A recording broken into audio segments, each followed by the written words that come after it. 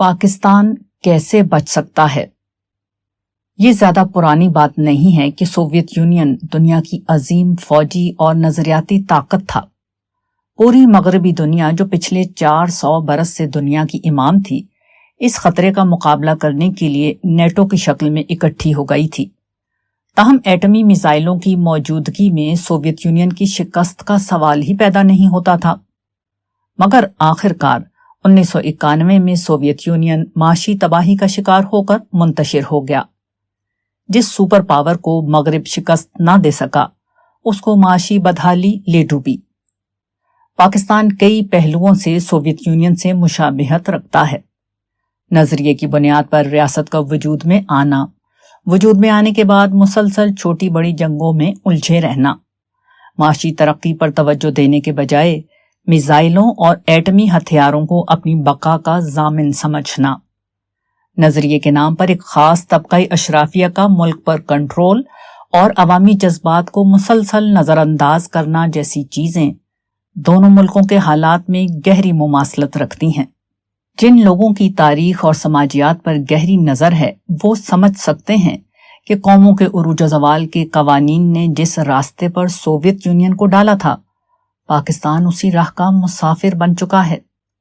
یہ چیز صرف قوموں کے عروج و زوال کے عمومی قوانین ہی سے ظاہر نہیں ہو رہی، بلکہ اس خدائی قانون کے اشارات بھی یہی ہیں جس کے مطابق اللہ تعالیٰ ان قوموں کے ساتھ معاملہ کرتے ہیں جن پر وہ دین کے ابلاغ کی ذمہ داری ڈالتے ہیں، جیسے یہود اور عرب، یا پھر وہ قومیں جو آگے بڑھ کر اسلام کی نمائندہ بن کر دنیا میں کھڑی ہو جاتی ہیں، جیسے سلطنت عثمانیہ نے عربوں کی حکومت کے خاتمے کے بعد کیا تھا۔ ایسی قومیں جب اسلام کی علمبردار بنتی ہیں تو انہیں دنیا میں عروج و اقتدار دیا جاتا ہے، لیکن اگر وہ اسلام کا نام لیتے لیتے شرک، بدعت، منافقت، دنیا پرستی اور عیش و ہوس کا نمونہ دنیا کے سامنے پیش کریں تو ان کو ذلت، رسوائی اور مغلوبیت کا عذاب دیا جاتا ہے تاکہ ان کی بدعمالیوں کی سزا ان کو چکھائی جا سکے۔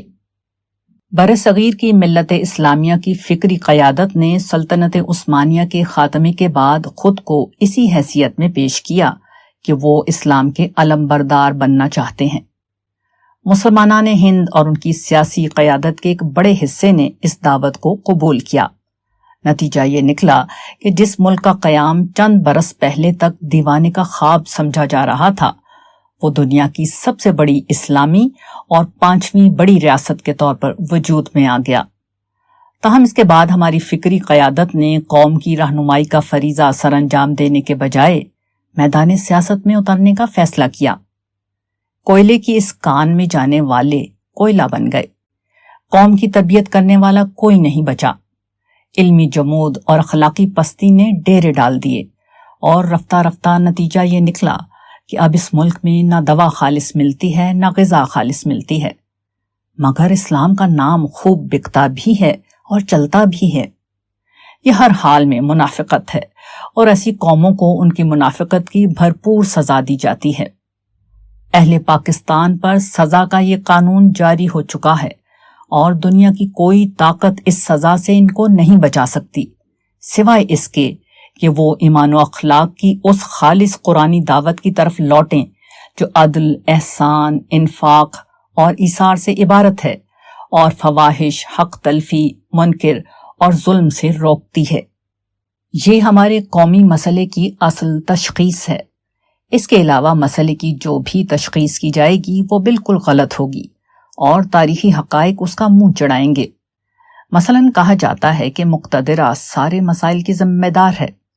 سوال یہ ہے کہ بھٹو صاحب کے دور میں تو مقتدرہ کو مکمل طور پر نکیل ڈال دی گئی تھی۔ اسی طرح قیام پاکستان کے ابتدائی برسوں میں بھی طاقت کا مرکز سیاستدان تھے، مگر ان دونوں مواقع پر اصل مسئلہ یعنی اخلاقی اصولوں کی پامالی پوری طرح موجود تھی۔ اسی طرح کہا جاتا ہے کہ سیاستدانوں کی کرپشن اصل مسئلہ ہے۔ سوال یہ ہے کہ سن 80 کی دہائی سے قبل تو کرپشن نہیں تھی۔ فوجی جرنیل ہوں یا سیاسی لیڈر، عام طور پر ان کے ہاتھ بالکل صاف ہوتے تھے، مگر اس وقت بھی اصل مسئلہ پوری طرح موجود تھا، یعنی دین کی بنیادی اخلاقی تعلیم سے انحراف۔ چنانچہ ملک دو لخت بھی ہوا اور ہم دنیا بھر میں ذلیل بھی ہوئے۔ چنانچہ حقیقت یہی ہے کہ ہمارا اصل مسئلہ اخلاقی تربیت کا ہے، دین کی اس تعلیم کے نہ ہونے کا ہے جو سرتاسر اخلاقی ہے، اور جس کی بنیاد یہ حقیقت ہے کہ ایک روز ہم میں سے ہر شخص کو اپنے ہر عمل کی جواب دہی اپنے مالک کے حضور کرنی ہوگی۔ اس روز کسی قسم کی نمائشی دینداری، ظاہری دینی اعمال اور باتیں کام نہ آئیں گی، بلکہ وہ اخلاقی رویے فیصلہ کن ہوں گے جنہیں اس طالب علم نے قرآن کا مطلوب انسان اور قرآن کا ربانی انسان کے عنوان سے لکھا اور پھر پڑھایا بھی ہے۔ یہ الگ بات ہے کہ قوم کو ایسی چیزوں سے کوئی دلچسپی نہیں۔ جب تک اس مسئلے کو نہیں مانا جائے گا، اس ملک میں کچھ بھی ٹھیک نہیں ہو سکتا۔ کبھی وقتی طور پر ٹھیک ہونے لگے گا تو تھوڑے عرصے ہی میں معاملہ الٹ جائے گا۔ اس کی وجہ یہ ہے کہ اخلاقی طور پر کوئی قوم کینسر زدہ ہو چکی ہو تو ایک جگہ آپریشن کر کے ٹیومر کو نکالنے سے وہ ٹیومر کہیں اور نکل آئے گا۔ آپ مقتدرہ سے نکالیں گے تو عدلیہ میں نمودار ہو جائے گا، وہاں سے نکالیں گے تو سیاستدانوں میں ظاہر ہو جائے گا، وہاں سے نکالیں گے تو بیوروکریسی میں نکل آئے گا۔ چنانچہ ان طبقات کے پیچھے لگ کر فکری قیادت، اہل دانش اور صاحبان فکر و نظر اپنا وقت ہی ضائع کر رہے ہیں۔ ان کے پیچھے لگنا ہے تو اصولوں کی بنیاد پر لگیں، اخلاقی پیمانوں کو معیار بنائیں، ہر گروہ کے لیے یکساں پیمانہ رکھیں، نہ کسی گروہ کی دشمنی دل میں پیدا کریں، نہ نفرت کے احساس میں زندہ رہیں، نہ کسی سیاسی عصبیت کے اسیر بنیں، نہ کسی لیڈر کی محبت کا دم بھریں، نہ اپنے تعصبات، مفادات، خواہشات، نظریات، ذاتی پسند و ناپسند کو اصولوں پر مقدم کریں۔ اصل کرنے کا کام یہی ہے۔ باقی عوام الناس کے لیے راہ عمل یہ ہے کہ انہیں آنے والی تباہی سے بچنا ہے، کیونکہ ایک دفعہ یہ تباہی آ گئی تو واپس پلٹے گی نہیں، اور اس طرح کے مواقع پر جو عذاب آتا ہے اس میں مجرموں کے ساتھ بے قصور لوگ بھی بری طرح پستے ہیں۔ اس تباہی کو روکنا تو ایک قومی عمل ہے، لیکن فرد چاہے تو قوم کی مہلت کو بڑھا سکتا ہے۔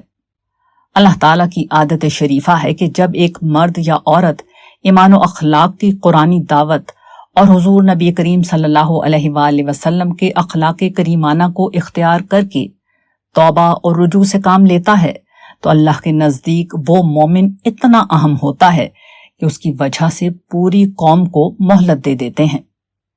اس پہلو سے دیکھا جائے تو قوم کی اجتماعی اصلاح، تباہی سے بچانے اور اس کے عروج کا انحصار قوم کی فکری قیادت اور اہل دانش کے رویے پر ہے کہ وہ نان ایشوز کو چھوڑ کر درست رہنمائی کرتے ہیں یا نہیں، جبکہ قوم کو مہلت دیے جانے کا انحصار افراد کے اوپر ہے کہ وہ اپنے تعصبات، خواہشات، جذبات سے اوپر اٹھ کر قرآن کا مطلوب انسان بنتے ہیں یا نہیں۔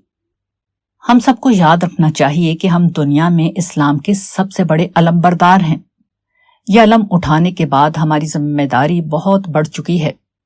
ہم یا تو اسلام کے اعلیٰ اخلاقی اصولوں کا نمونہ دنیا کو دکھائیں گے اور دنیا میں غلبہ، عزت اور وقار حاصل کریں گے، یا پھر منافقت کا مظاہرہ کریں گے اور پھر اللہ تعالیٰ دنیا کو یہ بتائیں گے کہ وہ ایسے مجرموں پر کس طرح ذلت، رسوائی اور بربادی مسلط کرتے ہیں۔